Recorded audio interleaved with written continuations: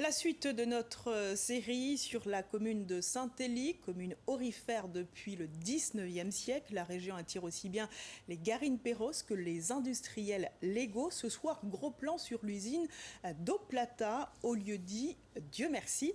Chaque mois, près de 30 tonnes, 30 kilos d'or sont extraits. Jean-Gilles Assard et Yves Robin. Dieu merci, la mine d'or d'Eau Plata, au milieu de la forêt sur le territoire de la commune de Saint-Élie. Ici, 77 personnes travaillent à l'extraction de l'or. Depuis 2019, une nouvelle direction a repris les rênes de l'usine. Elle exploite, grâce à un processus de récupération à base de cyanure, les résidus de l'ancienne exploitation. Anthony Léveillé nous explique la première étape du processus. Ce que vous voyez derrière, ce sont des broyeurs à boulets. Ils nous permettent de réduire la taille des grains de minerai pour rendre l'or disponible dans le processus de lixiviation. C'est nécessaire. Concassée puis transportée dans des grandes cuves, la terre devient boue. Le rajout de cyanure permet de liquéfier le métal qui se fixe sur des charbons. L'or sera récupéré par élution, une technique que nous ne verrons pas par mesure de sécurité. Aujourd'hui, petit à petit, la mine commence à prendre sa vitesse de croisière.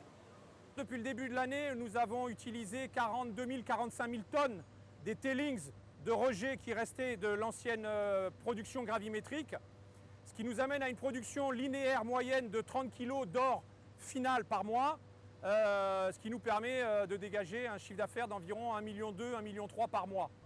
Actuellement, la technique à base de cyanure est la plus employée dans les mines d'or.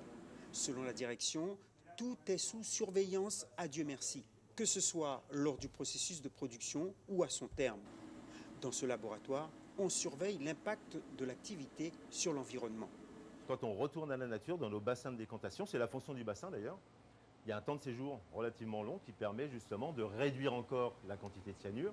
Et à la sortie de notre parc, ce n'est pas un retour à la nature, parce qu'on est encore sur notre permis, on a un autre point de contrôle qui est là, c'est le retour à l'environnement.